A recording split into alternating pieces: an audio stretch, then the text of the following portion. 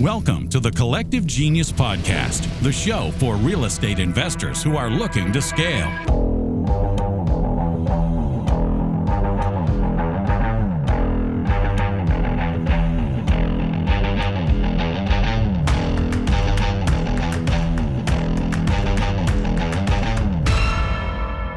Welcome back into the Collective Genius Podcast. That's right, the podcast for real estate investors that are looking to grow and scale their business. And I've been saying this from the beginning of this pod for real estate investors that want to grow and scale their businesses. But, if you know an entrepreneur that is running a service-based business or any entrepreneurs, I can tell you that the journeys that we discuss on this podcast do not have to be specific to real estate investing, because a lot of what we're talking about is growing and scaling as leaders and with people and teams and culture and all of those things. So today, I am so honored and blessed to call this young man, I'll get that in there for you, Corey.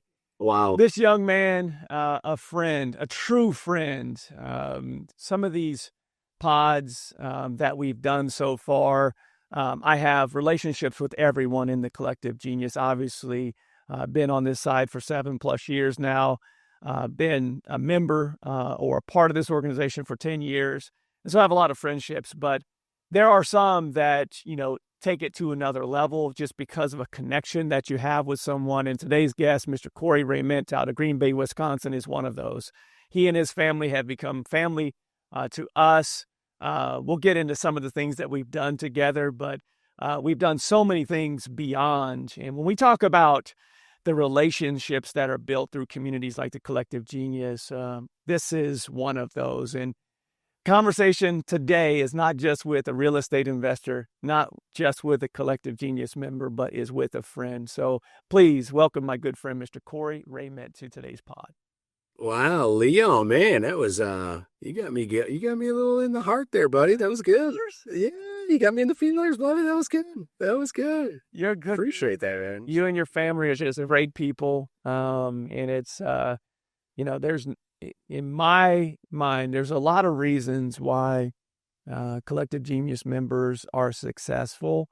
But there are some that are successful and there's levels to everything. There's some that are successful at business and really, really good at business. There's others like you and your wife and your family that are successful at business and successful at life. You guys do life well, my friend. And so we'll get into all of that. But let's start here. Let's start with where you're based out of and what your model is. I mean, obviously, sure, multiple things, but let's start by telling the people where you are and what you do.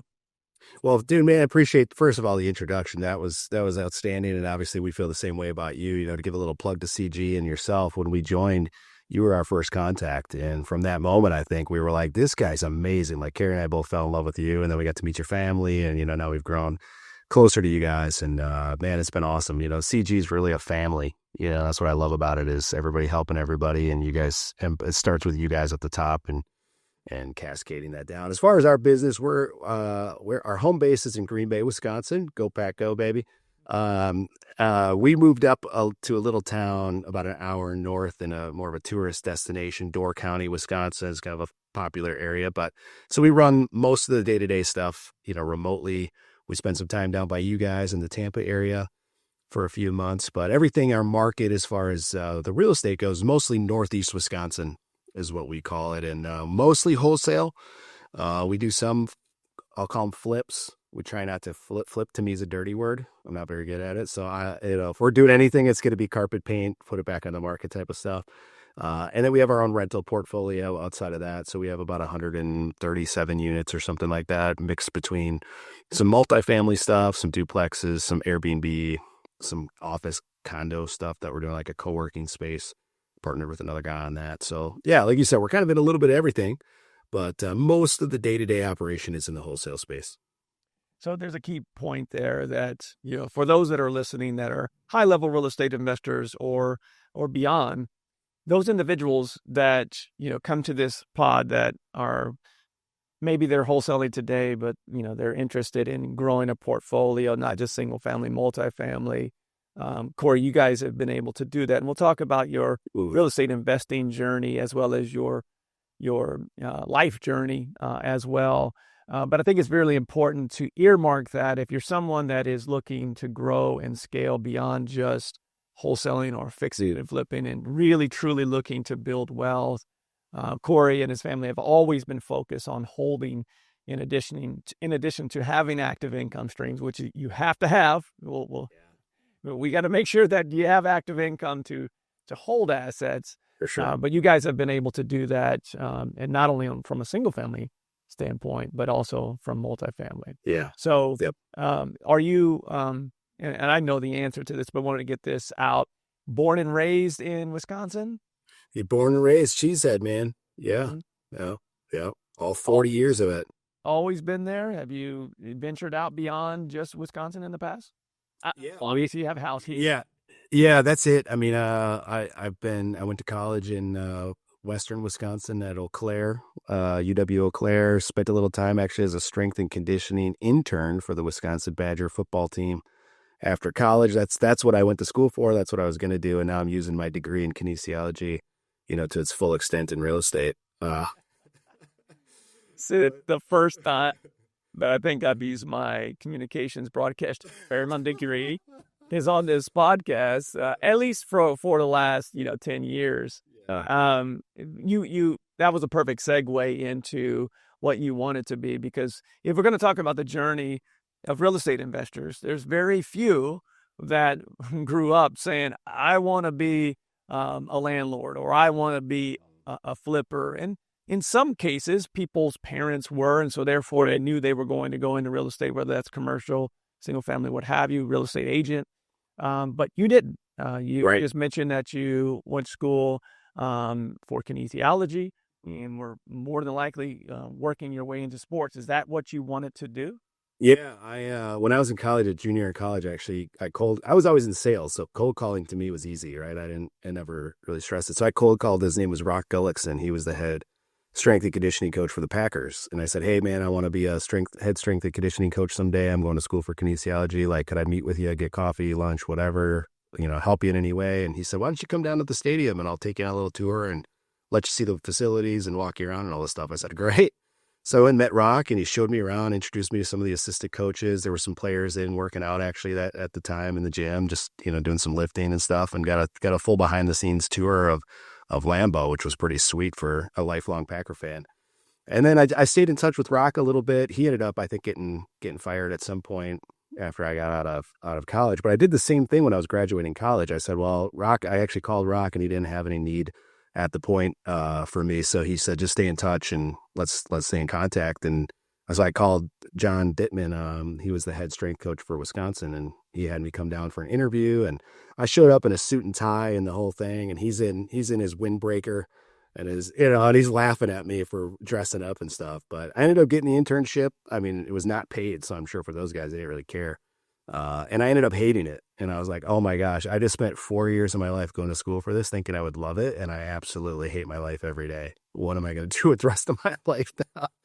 And so that was kind of the whole start of trying to figure out life as out of college, trying to figure out what the heck I'm going to do with the rest of my life now that what I wanted to go to school for is not really what I thought it was going to be. What did you hate about it so much? Well, a lot of guys at CG are big on the PI profile, and I'm a Maverick. So I'm hard to wrangle, and I don't like rules, and I don't like hierarchies, and I don't like people telling me that they know more than I know or that they're better than me. And there was the guy that I kind of reported to that was above me, and he, probably rightfully so, like looking back now, I'm like, and now that I own a business and I have employees, and I'm like, I was just not hireable, or I'm not, employable at the end of the day. And he came up to me one time, and him and I didn't get along very well. And he said something, which is hard. I think I'm a pretty easy guy to get along with. So for me, it's always a struggle when I don't get along with somebody. And he said something to me about like how he was my superior and I was his. So he used some kind of terms like that. And I was like, okay, I see how this is going to go if I stick around here. It's earn your stripes, be here for 10 years. Work your way up based off of seniority, not off of merit. And I was like, this isn't for me. Like, I gotta move on. And they actually offered me a job to do the non-revenue generating sports for the strength and conditioning piece of it. And it was like $19,000 a year. And it was in Madison, Wisconsin. Like that'll buy you maybe lunch every day. And that's about it. You know, you're not going to be able to afford rent or anything else. So I was like, I think this is a sign from God. I got to probably just move on and go back home and figure out life a little bit. So there's a lot of good, because I'll get to the transition from there, but I don't want to gloss over a couple things. Number one, total Wisconsin nice. Like the head trainer for the Packers, our strength and conditioning coach, said, "Yeah, come on down." Took the time to call me. Come on down. That's very Wisconsin nice. I don't know if that happens in New York.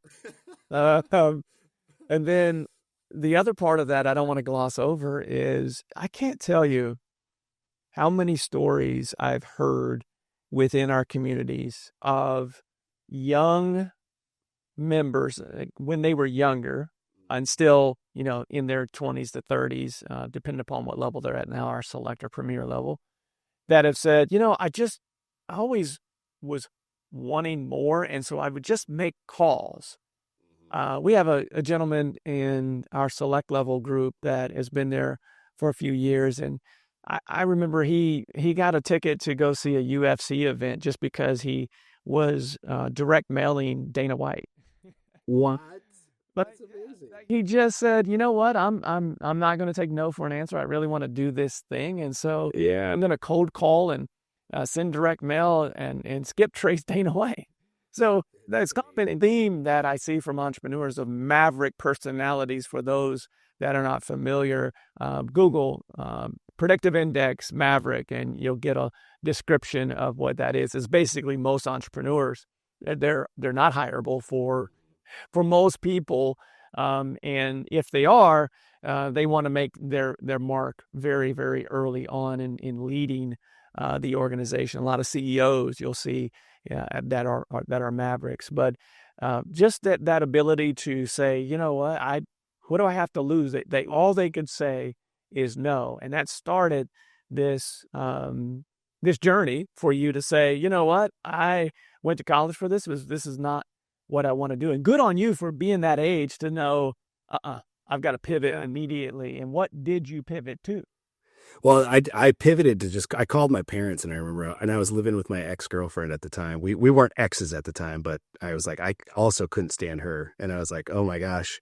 Like, I'm like, you know, because we had this long distance thing while I was in college. And then when we moved in together, I was like, oh, good Lord. Like, I need to get out of all of this. Like, the whole scenario was just like, I was just miserable every day. So I called my parents and said, hey, and my mom is total, like, wants her boy to live with her forever kind of thing.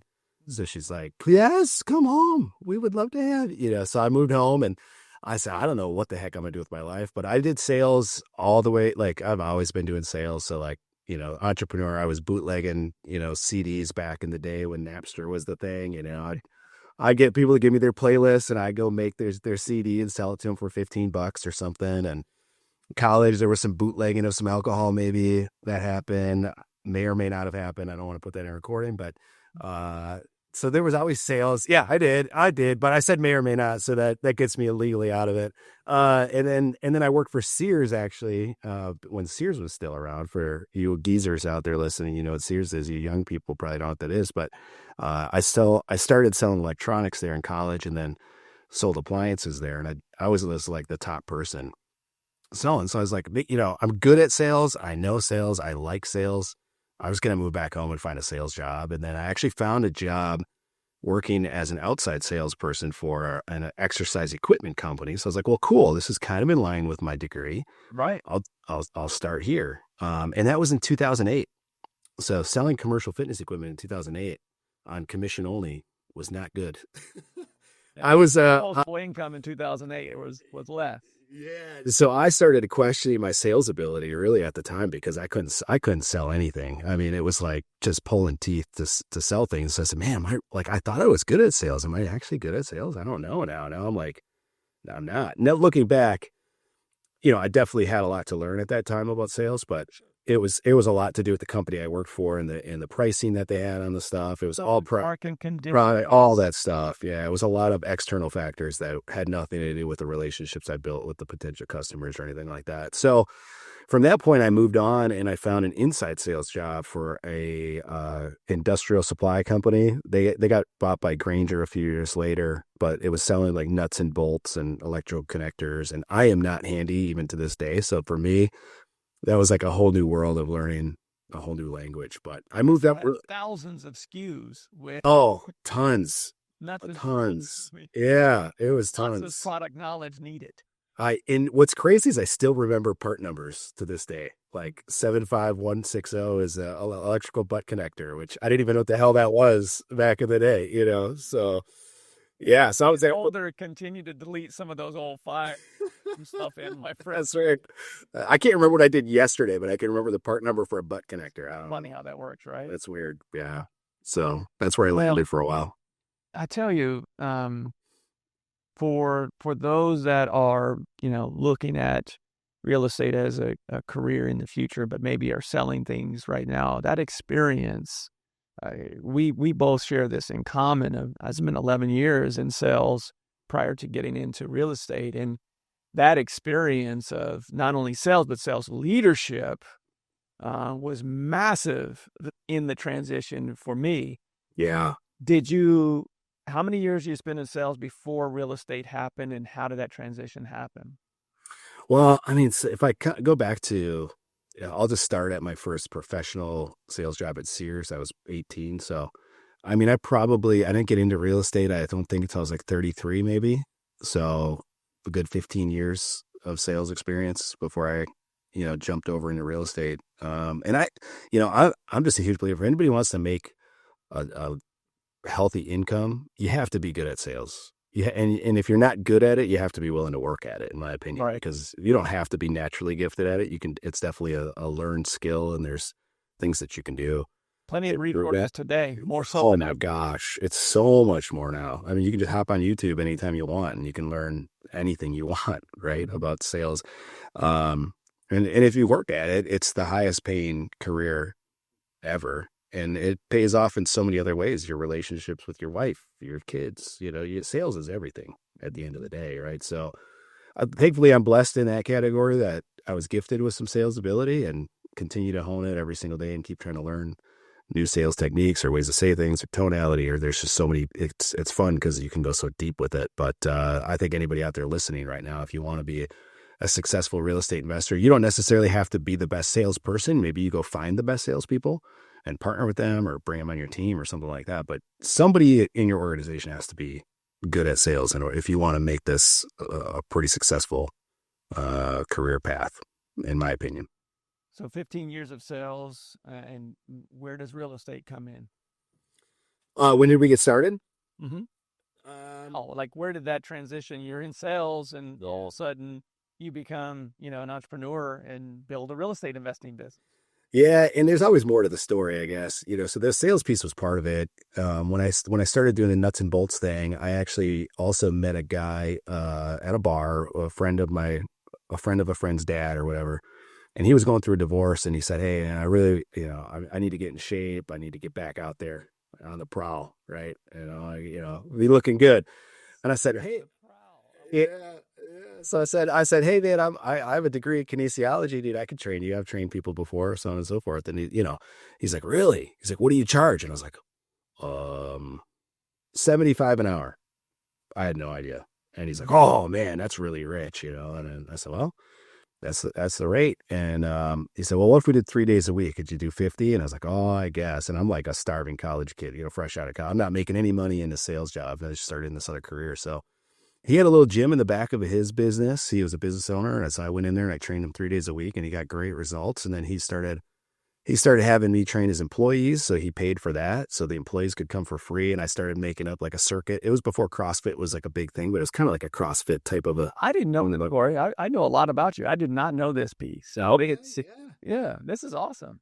Yeah. So I started that. And then that grew to the point where I was doing 2 classes twice a week for his employees. I was still training him 3 days a week. And then I had other people that were like, "Hey, I want to start getting in shape." And this was social media too. So I was putting stuff out. This is when Facebook was like the only social media. MySpace, I think, was dead at this time.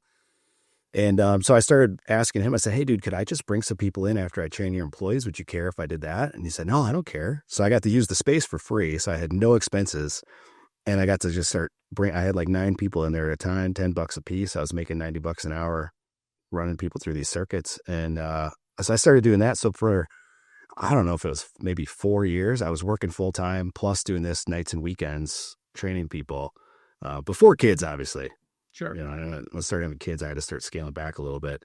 But that kind of started the entrepreneurial journey, right? I was like, okay, I see this. I tried to hire some people to take it over. Terrible at hiring. Still to this day, I'm terrible at hiring people. I just am so Wisconsin nice, trusting. I'm like, yeah, come on in, dude. Let's go. You're a nice guy. Meanwhile, they're stealing money from me and doing all kinds of stuff. But that was the first, real business, I would say, that was legitimate besides bootlegging booze in college, maybe. And then Carrie and I started through that. We started doing network marketing as well with the, nutrition products. And so we were kind of coupling that with the fitness stuff, and we started having success with that. And then we got a taste of the residual income, from the network marketing. We're like, oh, this is nice. Like they just keep ordering the product and we keep getting paid. This is awesome. Like we don't have to keep selling it to them all the time. And so that kind of started opening things up. I really didn't like the network marketing space after a while. It was like, for me, you're chasing friends and family and whatever. I know some people do it and it's great. And I learned a ton through it. I mean, it taught me a ton about personal development. It got me reading books, which I had never read books prior to getting into network marketing. So that was good. And then we decided, like, okay, after like doing network marketing 5 years, we weren't doing the gym anymore. We had kids now. I'm like, I can't keep working for somebody for the rest of my life. Like I have to do something different. And then we, like 90% of real estate investors, I read Rich Dad, Poor Dad. And then I got Carrie to read it. And then usually I'm like the crazy guy that's got all the ideas of businesses. And she said, yeah, let's do real estate. I was like, oh my gosh, this is awesome. She's on board. So that was really the start of it. 2016. We were on a trip to Hawaii and we read the book and got back. It just kind of went full blown, trying to figure it out after that.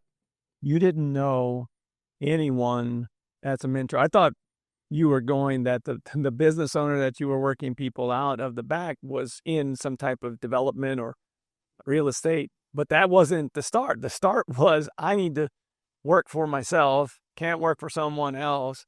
I'm going to read this book and we're going to figure out real estate. That was the start. Yeah. And I was in a networking group for the fitness stuff. I'd go to this, it was kind of like a BNI group, but Sure. a local brand of it. And I would go there and I had a guy in the group that I became really good friends with. And he would always get up, his little 60-second spiel was, hey, my name's Tony and I do mortgages. And he would go on and on about mortgages he did. And so I actually went and got licensed to be a mortgage broker. Because I was like, well, I see he's doing pretty well. Like, I want to work, do that. I don't want to do this fitness thing anymore. And then one day he got up and he said, yeah, hey, I always say I do mortgages. You guys know that spiel. He said, but one thing that a lot of people don't know about me is I actually own 50 rental units with my brothers. And I was like, what? This is after we had read the Rich Dad, Poor Dad book. I didn't even know this until I read the Rich Dad, Poor Dad book. I'm like, oh my gosh, I have a good friend who could be a mentor right there. Like I hang out with this guy twice a week or twice a month. This is amazing. So that kind of led in when you mentioned, you didn't have a mentor or something. It was kind of like, oh my gosh, I do have a mentor. He's sitting. It was almost like God was putting all the things right in order. Like he had already put me in this room with this guy, to be there. I read the book and then boom, there he is. So it was pretty interesting how that all developed. So you come back from Hawaii, which, by the way, what an awesome ability to go there and reset, because it's a perfect place to reset. Yeah. Going back and you're still working full time as a salesperson. Yeah. But you're going to go full bore into real estate. How did that transition happen? You started buying and fixing some houses, buying, fixing, and keeping houses. What did that first year look like of part-time real estate? Yeah, so we ended up getting I started going to some of the RIA meetings, the meetups, and networking's huge, right? So I had to go be around people who were doing it. And this Tony guy he said, wow, I go to this RIA meeting, you should come. And so one of the guys up there had a coaching program.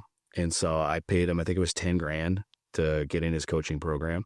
And it got us started. It wasn't, looking back, it wasn't a good program, but it was just the amount that like 10 grand for me at that time was a lot of money. Sure. And I was like, I need to do whatever I have to do to get this 10 grand back. At least I got to make myself whole by doing some deals. And so at the point when we started, our goal was to get 100 rental units as quickly as possible, cash flowing $200 a door. And then we'll be sitting on a beach drinking Coronas for the rest of our life. That's what we thought, right? Yeah, that's what we thought. All right, let's do that. So we were really gung-ho on doing the BRRRR strategy and getting as many rentals as we could as quickly as possible.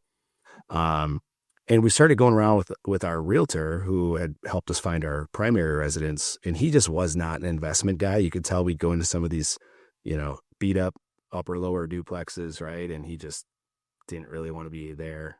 Didn't really like, it's not his jam. And he flat out told us he had a rental at one point and a tenant, sent him a letter threatening to kill him. So he decided he didn't like rentals. That'll turn you off on real estate investing pretty quickly. That's why you hire a third party manager, buddy. If you self-manage that thing. Right? So he wasn't big on it. So then this program was all about, self-sourcing deals. And so we started out with doing some direct mail letters. Carrie started out handwriting all of these letters from an absentee owner list that we got. And, she was writing, I love it. Hundreds of letters. She was handwriting these things. And then we figured out, well, this isn't sustainable. Let's hire somebody else to do the letters.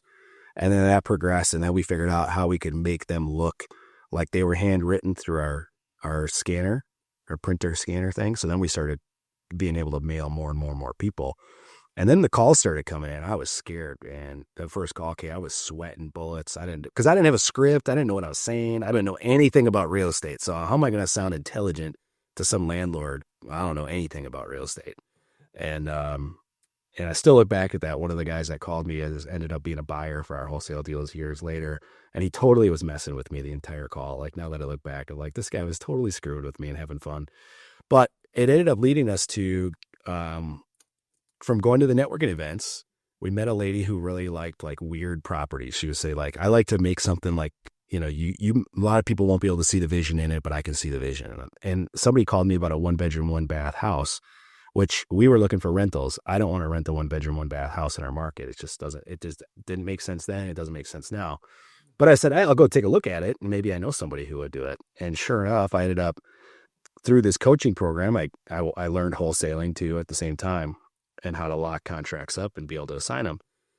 And so I went there, locked it up, and I called that lady.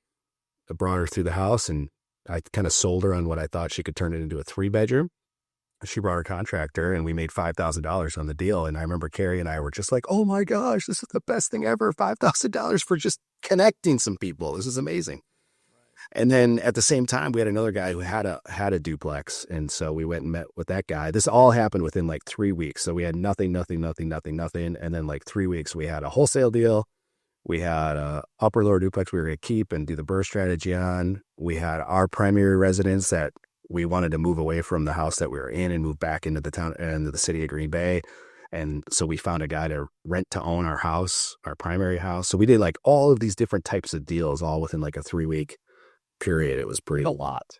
It was a massive learning experience. You came in going, I want to get to 100 rentals as soon as I possibly can, to in the first 3 weeks, doing rent to own deals and wholesaling. Yeah. The time frame between when you first started the part-time handwriting things to full-time was how long? We started in 2016, like the summer of 2016, handwriting the letters, and then went full-time spring of 2018. It's about 2018. Okay. Almost 2 years. Okay. So almost 2 years. And what was the jumping off point? When did you know? I think we've had this conversation. It's been a while, but when did you know it's time to jump?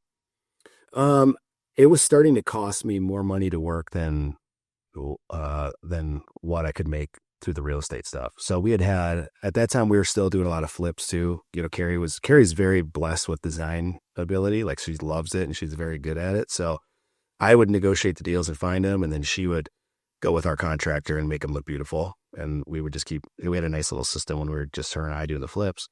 But we had I think 4 flips in the hopper that were set to close at various points. And we were expecting to have, after all that's said and done, maybe $60,000 to $80,000 that we could put in the bank. And another mentor that we had found through this whole process was like, we were like, hey, when do you quit? Right. Because I was the only one working at the time. So I was working full time and then doing this stuff in the pockets of our life. And he said, hey, I recommend have at least 3 to 6 months of expenses saved up and then make the jump. And I'm like, cool. But then what happens if we don't do another flip? It's the classic, like, oh, then we're gonna have to go. He's like, well, then could you go back to where you work? Like, would they take you back? And I was like, yeah, they'd take me back in a heartbeat. I was like, okay, Then do that. so what are you scared of? I'm like, I don't know. So that was kind of the jump off point. We had some stuff we knew was coming through, was going to close. It was looking good. And then we were looking at all the deals that we were missing because I was working 40 to 50 hours a week. And I'm like, gosh, I'm missing out on so many possible opportunities because I just don't have the time to do it. And so we had to kind of make that decision to just jump and can always go back. So much good there. I mean, you had the opportunity. You could have done it earlier, but you were much more bankable, and you had this BRRRR strategy model. You had a W-2, which, as we've talked about in this pod before, you're much more bankable. They for sure do have somebody in the family with a W-2 business for whatever reason. Banks liked to lend to people that they know for sure have income coming in every single month, which totally understand. But at some point, you have to weigh the options of going, all right, when is it the time? Because the piece of that I really love is you had built up 15 plus years of sales experience. Even if this doesn't work out, at that point, you now have over 15 years of experience. My guess, you're pretty hireable or rehireable for you, the company that you were at or someone else, and potentially even a better gig, because it's very hard to find really good salespeople. Yeah, for sure. So you had the ability to go back to that if you wanted to. What's that? You've mentioned now several times that flipping is not your favorite thing. My guess is that you had some early lessons that got you to that point. Can you remember any of those that you can share? I don't think it's necessarily even the early ones. It's like when Carrie now, my wife, she stays home with the kids and is in homeschools. We have 4 kids. And for me, when it was her and I, we had a nice little system. Like we were all in Green Bay, within the city of Green Bay is where we did it. And so we had a contractor who was awesome, and we could literally like go in, hand him the keys, tell him the vision, come back 4 weeks later, and we're almost there. It was amazing. We didn't have to micromanage them. We didn't have to do anything. So when we were doing it early on, it was almost like too easy for us, right, to do that. And as soon as we got, I guess early on, we did have a lesson. We bought one outside of where he really wanted to go. And so we had to kind of piece together, go find other people to do the stuff. And then you run into some of these people, again, I'm not good at hiring people.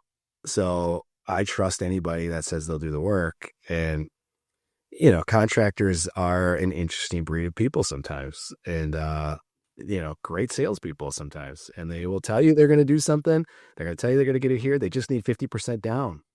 No problem. We'll get it taken care of. And then you go there, you're like, dude, has anybody even been here 4 weeks? Like, what is going on? Right. So I ended up having to go again, not handy. I do remember one time there was a place on the river. It's like winter time and we're getting ready to sell this thing. We finally got it done. And I don't even think we were going to maybe make a couple $1,000s or something. I don't know. And I had to drive about an hour from our house to go to this place because they had it was a FHA or VA loan or something. And the shutters on the windows were all peeling paint. And it's winter here. To paint something outside, it's not going to be good. But I had to get there before the guy came back for the appraisal, and I had to spray paint I was spray painting the shiners inside with a can. Like I was spray painting it with a can, and I freeze.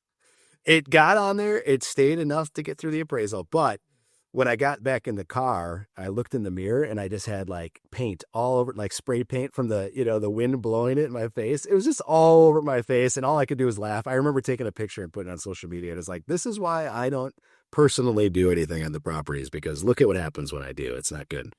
Those are the type of things that, if for those that are in Florida or a warm market, they never have to worry about outside painting being scheduled off of the weather forecast. Yes. Because you can't use a paint gun, below freezing because it jams, right? And so they've never looked at, this is something for those that are maybe very successful at wholesaling, and you're looking now as you're growing your business, looking to get into fix and flip because it's the next phase for you, or fix and BRRRR strategy and hold things. If you're in a cold market, just know that if you're flipping things in the wintertime and you want that outside painted, that might be the first thing you do if it's October. That's right. Get it done right away while the weather is still cooperative, man. You don't know when it's going to freeze and you're screwed. Well, What's the early wins? Like, give me is there one win that stands out, that all things came together and you were like, I know that we can do this at a high level because we were able to close this particular deal or find this particular deal? Was there something that stands out early on that said, I know we can do this? I think honestly, Lynn, it was when all of those deals kind of came together at once.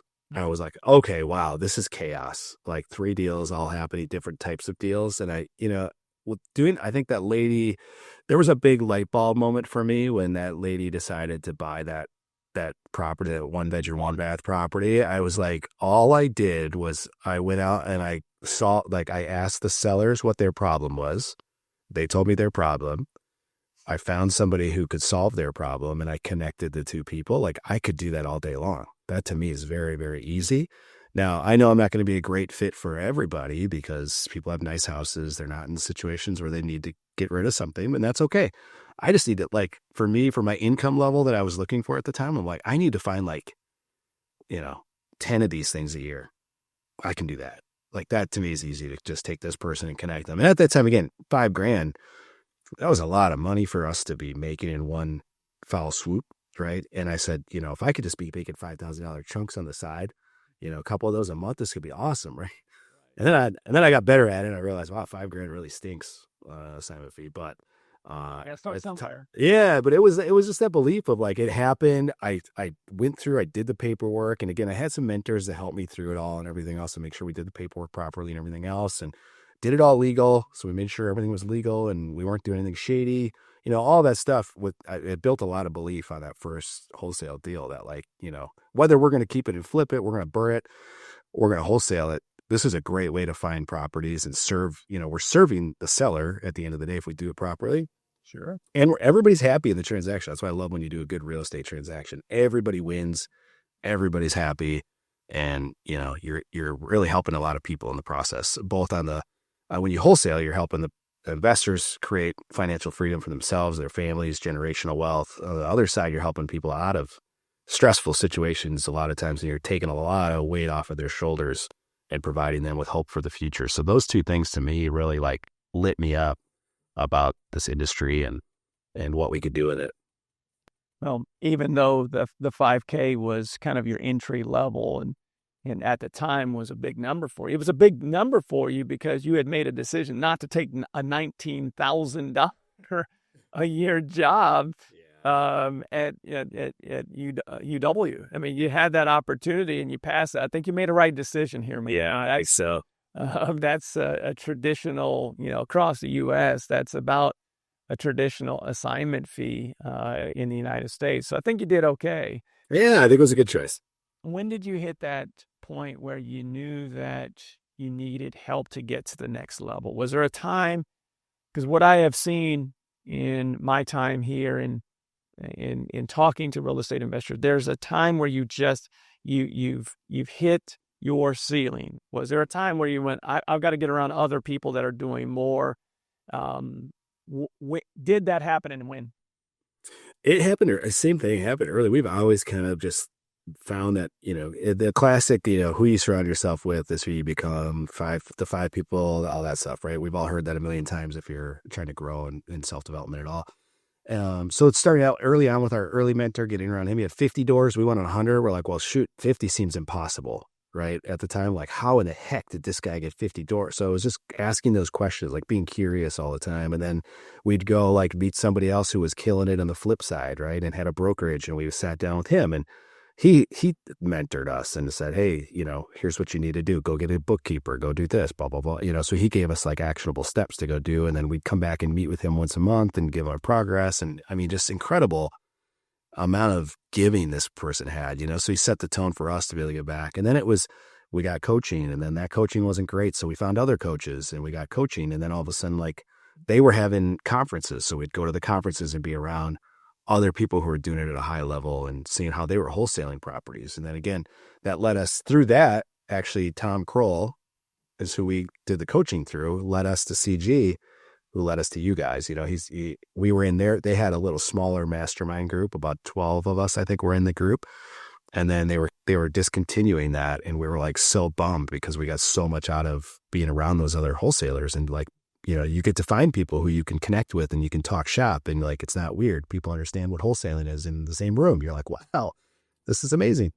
And so he led us to CG. And then, when we got connected with CG, it was like hockey stick after that, for our business. It was pretty wild to see, looking back, trajectory of where we were and how quickly we were able to grow after that.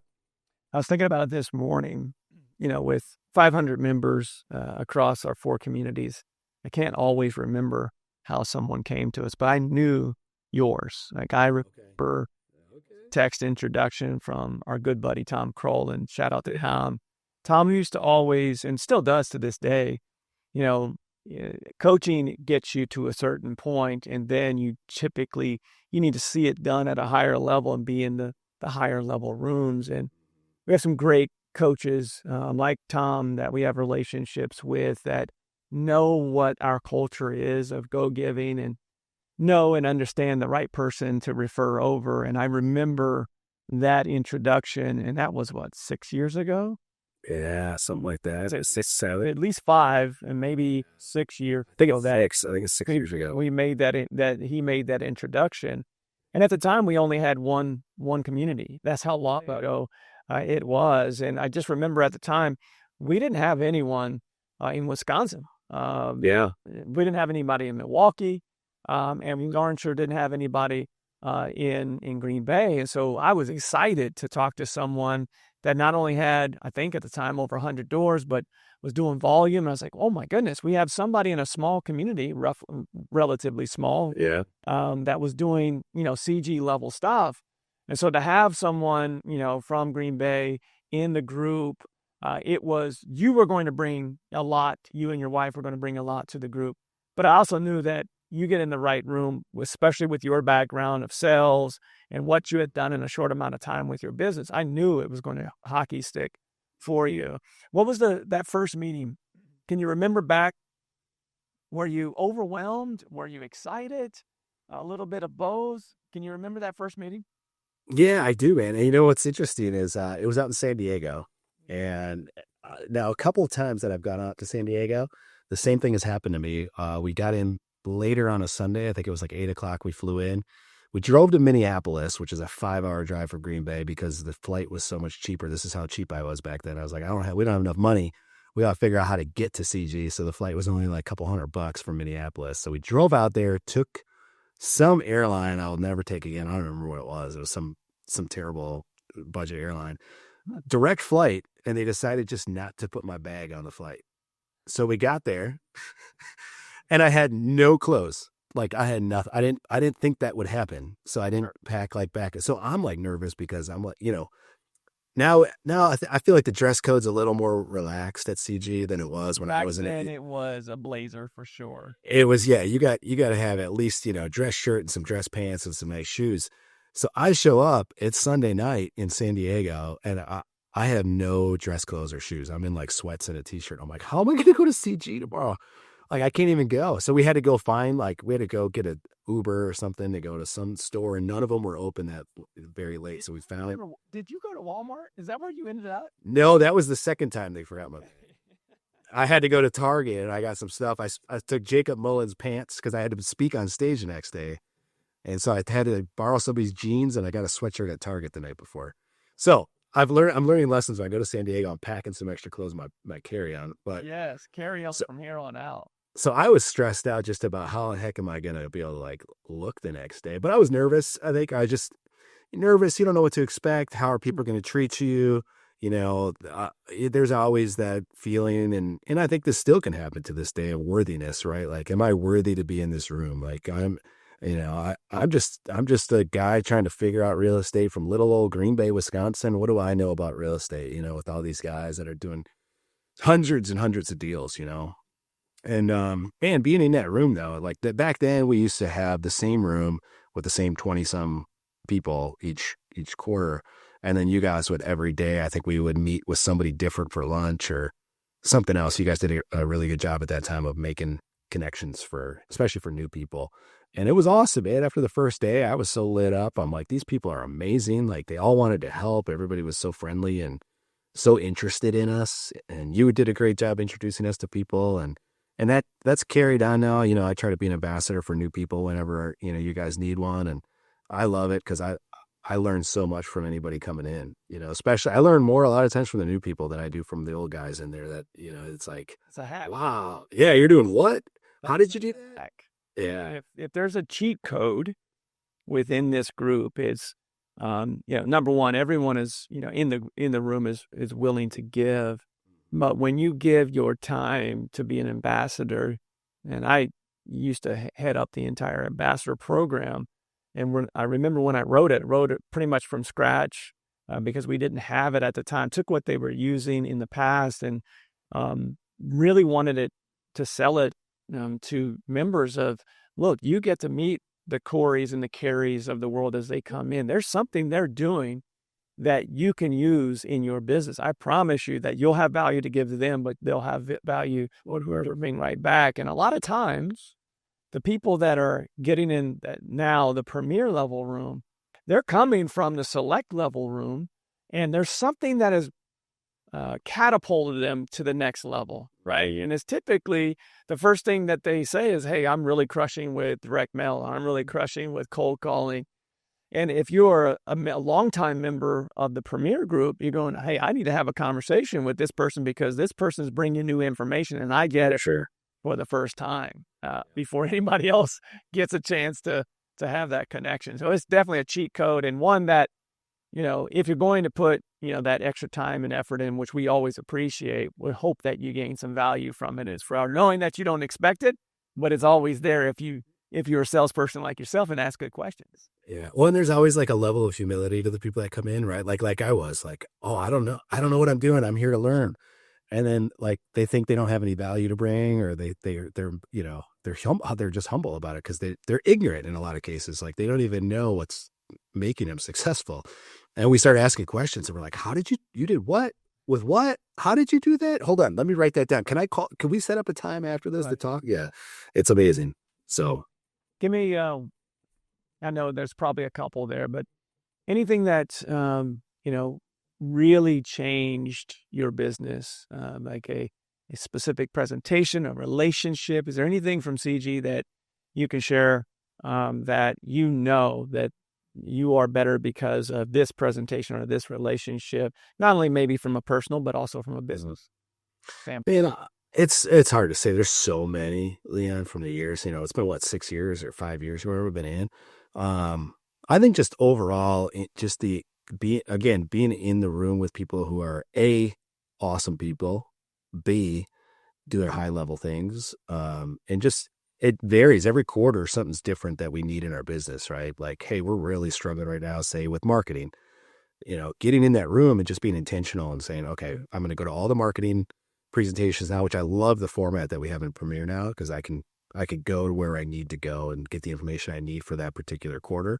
And then I could find other people by asking you guys that, you know, in the leadership, hey, who's really crushing it with XYZ? And we set up calls and that kind of thing.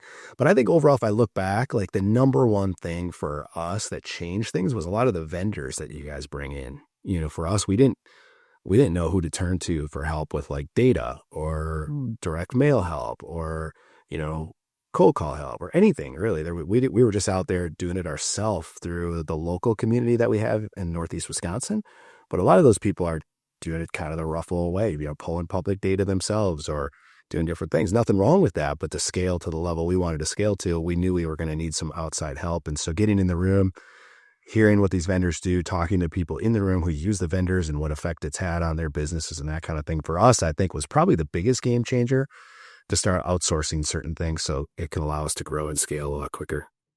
It's like a supermarket. I always say that, you go down each aisle, there may be a ton of things that you don't need down that aisle, but it's there when you run out or you need something. It's there, whether that's service providers or specific relationships for land entitlement, development, multifamily. It doesn't matter. Whatever it is that you need, you can find it in the group. And that's For sure. That's hard sometimes because there's so much. And you said the key word there, which I always see you do. And there's two things I want to point out here that you do really, really well. Number one, you're always intentional. You take a ton of notes and you come in with an idea of what you're looking for right now to help your business and, more importantly, your team, which is the second part. Second part of this that you do really well. You're intentional and you always incorporate. You may not be great in, this is your words, at hiring, but you always, when you do find good people, you put them in the room with other members. You always are having a third member, someone that's on your team, usually executive level, that is in the room learning. So when you guys, after the meeting, have a meeting and decompress of what we're going to incorporate, you always have someone there. And I think a lot of people miss that. And, as bad as you may say that you've been with hiring, you always give them the opportunity to learn and become a better version of themselves by being in the room at CG. Right. You're always leveling them up. Now, they may not always stay with you, but you're allowing them, you're giving them full opportunity to better themselves. Unfortunately, sometimes so much they go out and start their own stuff. Right. That's part of entrepreneurship. And a lot of people I don't want to hire anybody that's going to start their own. Well, you're going to hire a bunch of mediocre people. Exactly. Yeah. Right? You gotta hire. You have to take those swings and you have to invest in people. And you always do that. And I think that's super important to point out is intentionality and making sure that it's just not you absorbing all this information. It's also your team. Well, and I can only absorb so much, everybody, each person can only absorb so much. So what's been really helpful is Carrie and I used to come back from CG and we'd meet with our team and they were always freaking out. They were like, oh no, Corey's coming back from CG. Everything's changing tomorrow, right? That's what would happen. And so now now I have a guy named Wyatt that I bring with, and he's sort of like, he's a lot more detail process. I'm more, fly by it, seat of my pants, go just take massive action guy. I'm an entrepreneur guy. So it's nice to have that balance, and then he can go to different rooms that are more relevant to things that he needs to be focused on, where I can be in different rooms and then when we meet, we're just really comparing notes and we're trying to go through and figure out what are the most important things that we need to focus on for the next, 90 days or the next CG out of all of the information that we took in. Where do we need to focus, or who on our team do we need to have go watch the presentation of XYZ because it's really relevant to their role or whatever the case is. So we can sort of come up with a nice little game plan afterwards, and then I'm not just coming spewing all the guys, guess what? We're doing this or this week. It's like we can talk, prioritize, and then roll out the things that we need to roll out more strategically than me just spitting out a million things at the team. We've talked a lot about business, and I would be remiss if we didn't talk a little bit about balance. I've known you for a long time, and from the outside looking in, there are a lot of families that I've gotten to know because of trips to Mexico and we built houses together, trips to Green Bay because your family invited us up to watch my Chiefs and your Packers play. I mean, these relationships are built over time because we're intentional about getting to know each other. And a lot of that happens because we're also, we both have young kids and we're both trying to, be the best dads as well as business leaders as we possibly can. You and Carrie, you guys do a fantastic job. You homeschool your kids, and so it allows you guys travel opportunities. When, there are a lot of people that will be listening to this, going, and not that you have everything figured out, but you have a good business and you have a great family balance. What's the key for that? How did how did that develop for you? Yeah. Oh man, that's a great question. I think the part is like when we're in it, we don't feel like we're, the best at it. We're always learning and growing in all areas, especially parenting, marriage, all that stuff. We've had a lot of struggles in our marriage in the last couple of years that now we've worked through. We're in a much better spot now. I think it's just you know, her and I, she's also entrepreneurial. Not to the level of like my drive, but it really helps because she understands me a little bit better than if she was just very like, I need a 9 to 5 and I need security all the time and that kind of thing. Um, and I think it started really early. Like when we were doing the network marketing thing, so to go way back when we were in our 20s, right before we got married, Carrie got diagnosed with cancer in her appendix. Really weird cancer. Hardly ever hear of it. She had an appendicitis. They took it out, biopsied it. We're like, oh my gosh, there's cancer in here. She had to have a major surgery. And at that point, that was kind of like a turning point for both of us of like, holy crap, we could be gone like that. What do we want to do with our life? Like, do we really want to work for somebody else forever and like, retire when we're 65, drive around in an RV for a couple of years and die? I don't think that's really what we want our life to be like. So it started again, going back to intentionality of sort of designing our life early on of like, this is our vision for our life. Let's reverse engineer it now and figure out how to get there. And that's really the whole idea of our business. It's like we had to hire people because you asked earlier, like, when did you get to that point of having to grow or hire? And like, there came a point Carrie was pregnant with, I think, our third. And we were like, well, you're not going to be able to do the direct mail and that kind of stuff. And we need direct mail to go out or we don't have a business, because that's all we did for marketing at the time. And so we're like, gosh, we got to hire somebody to do this. And it just kind of came out of necessity. But through that, we're like, oh, well, if we just can hire other people, we can be free. Like that's what we wanted. It started with the rentals, 100 rental units, $200 a door, sit on the beach and drink Coronas. And then we understood like, oh yeah, that's not the reality and it's not going to happen, but we can have freedom by bringing people on and delegating and that kind of a thing. And then the whole purpose behind that also was like, we wanted kids. We wanted to grow a family. We wanted to be able to spend time with them. I'm not a big fan of the school system. I think there's a lot wrong with it. That's a whole nother podcast that we could probably go down, but we didn't want our kids, having to go to school. If they wanted to go to school, sure. Great. Awesome. We can support that if we find a good school, but we wanted to have that freedom to be able to travel, go see the world, teach them things through experiences like building houses in Mexico, doing different things like that where they can see, the good side. You go to the nice places, the Disney cruises, all that fun stuff. That's great.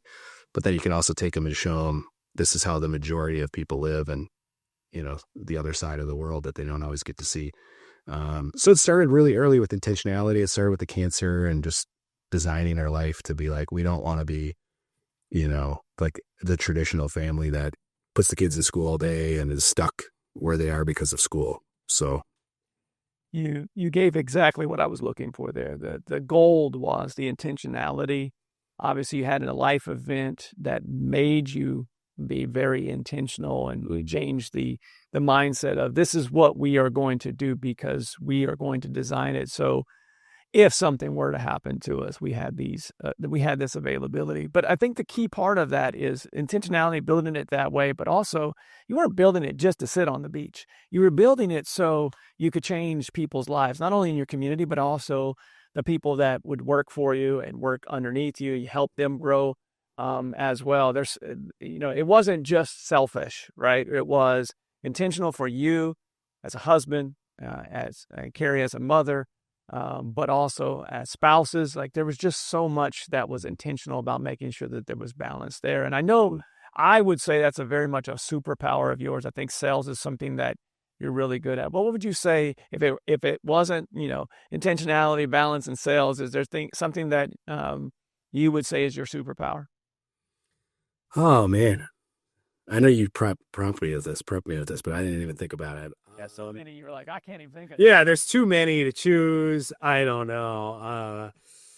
I think being curious, I think is probably one of my superpowers. I'm learning that as I get older is like, I ask a lot of questions. Thankfully now we have ChatGPT. It solves a lot of my curiosity. I just go to chat. It solves a lot of my questions, but that is a lot of what I've learned to hone into that more and more over the years. There's people like in our group who are successful at real estate, but also help have gone through personal journeys. Like Brad Chandler is a great example. I've worked with Brad and his program on how to be happier for entrepreneurs, or whatever he calls it now.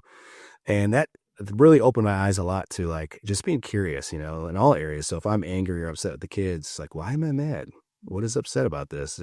If somebody's being really successful in real estate, I'm like, hey, what are you doing? You're like, how are you doing this? So it's that curiosity of always like wanting to learn. I always wanting to understand everybody and in all levels. I have a podcast as well, and I interview people who just did their first deal, and it's the same thing. I'm like, hey, give me the secret sauce, man. Like, I'm curious at how did you get here? What'd you do? And I can always learn something no matter where somebody's at in their journey. So I don't want to gloss over that. I want to make sure that people, if you're not asking questions all the time, and we're lucky we have kids that are very curious that remind us to always ask why. Thankfully now I have, for the questions I can't answer, we have, Alexa or Siri or someone to answer some of the questions so we can learn together. But just to be curious like a kid, even no matter what level you're at. Phil Green, who's really, really well, had on the pod. I had Brad on just before you here, and if I take anything away from the people that have been the most successful over the longest periods of time, they can learn from anyone. And just as you just mentioned, they're curious on how someone got their first deal because they know they might be able to learn. When ego gets involved and you think, oh, I can't learn anything from someone in that room over there. We have 4 different levels for a reason. We want to meet people where they're at the time so they're not getting lost. But at the same time, we have people that say, hey, how do I get in that room because I know I can learn some things. And that in itself, that curiosity will continue to help you grow, not only in business, but in just in life in general. Not feeling like they're bigger or better than someone else. No, you try not to. I mean, ego's a strong thing and deep rooted in a lot of people. And, especially if you start having some success as the outside world relates, it's hard to fight that off. But it's a constant battle. And that's why I need people like Brad to humble me sometimes and make sure keep me in check. Yeah. We all need that. That's right. Outside of being the most humble person, is there something that no one knows about you, or something, an interesting fact that you've never shared on a pod that I can squeeze out of you here today? Ooh, I might not have ever shared this on a pod. Big Michael Jackson fan, and also can do a decent. I'm not great at the mic. I can do a decent Michael Jackson dance, though, buddy.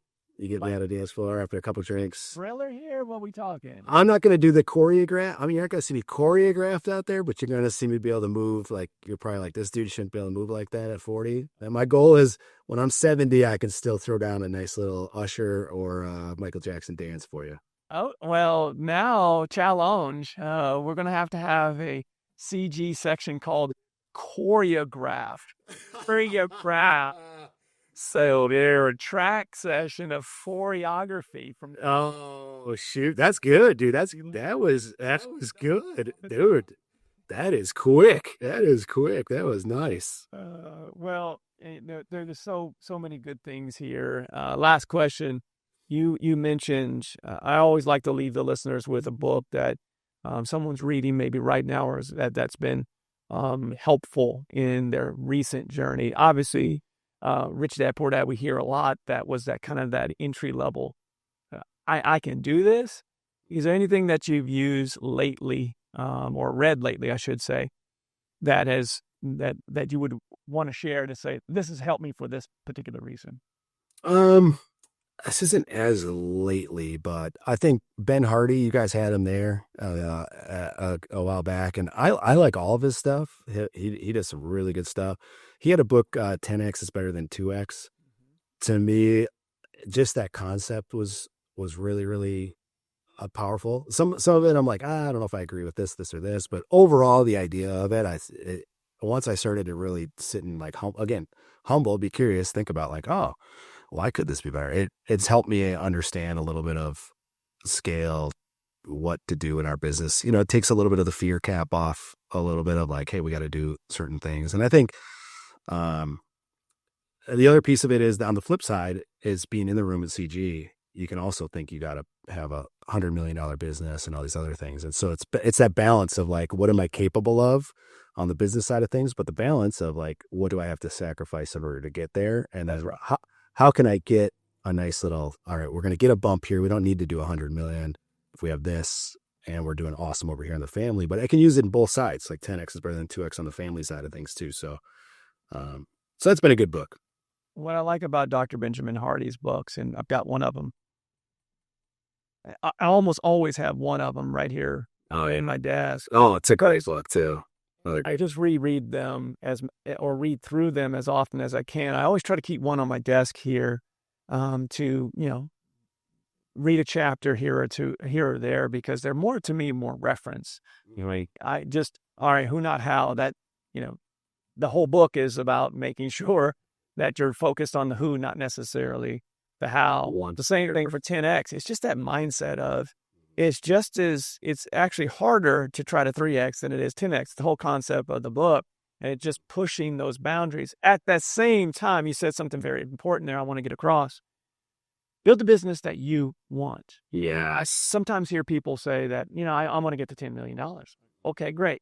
Why? Yeah. Curious again, why? Yes. Yeah. Why, especially if you are doing 4 million right now and you're netting 2 or netting 1.5, and you get to 10 and maybe you net 3 because you had to build and scale out a team, which one would you rather have? Yeah. Right? The 10 is maybe the ego number and an arbitrary number because you hear other people doing it. And when you think about the 10X versus 3X concept, you really start to go, all right, is that exactly what I want? And is it, the best thing for me over the next 5 to 10 years? I think that's what it challenges as well, of what you want. Exactly. As I get older, Leon, again, the ego piece of me starts to go, oh man, I can do this. I'm capable of this. Like I can push through. I can do, I can crush that. Oh, see that person? Yeah, my ego says I can do way better than them, right? And then I actually, it was interesting because, to shout out to the CG community again, Eric BRRRR had a couple calls with myself and Wyatt from our team. We had this question of, should we expand to this other market? And are we doing the right thing? And blah, blah, blah. And he hopped on a call with us and took a lot of time out to coach us. And he's like, well, why do you want to go there? I was like, well, because we could double the business, this sort of thing. Well, why do you want to double the business? So so we can have more money. Well, why do you need more money? I'm like, cause, but I don't know. He's like, so you want to stress yourself out and put a bigger, so it was a really good exercise to go through. Be like, is that my ego that wants to grow there and crush this and add on, I got to double our staff and double our marketing and double the nut to crack every month? Or do I just want to go deeper and get better at what we do right now? So it was good. Shout out to Eric. If anyone listening to this wants a curious person to talk to when developing what your business looks like in the future, Eric's your guy. I can't tell you how many times we're talking about ideas and he'll just say, well, okay, but why? And it's almost frustrating me. Yeah. Like, I already made up my mind. We're doing this. He's like, no, challenge. You're not doing that unless we can get to a conclusion here that makes sense of your purpose, of why you are actually doing this. So exactly. He's frustrating as can be. So challenges everything, but I will challenge everyone listening to this. You need somebody like that on your team. And if not on your team, in a group like ours where you go every quarter and they hold you accountable to making sure you're fulfilling purpose and not just doing something because your ego says you should because somebody else is doing it.